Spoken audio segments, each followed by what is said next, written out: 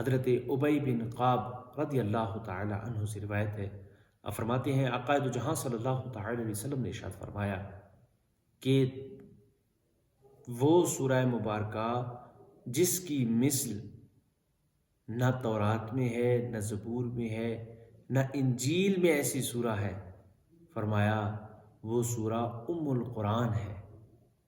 پیچھے ہم نے پچھلے سبق میں بیان کیا کہ سورہ فاتحہ کے 15 مشہور نام ہیں، جن میں سے ایک نام ام القرآن ہے۔ اس سورہ مبارکہ کا اصل قرآن ہونے کی وجہ سے اسے ام القرآن کہا جاتا ہے،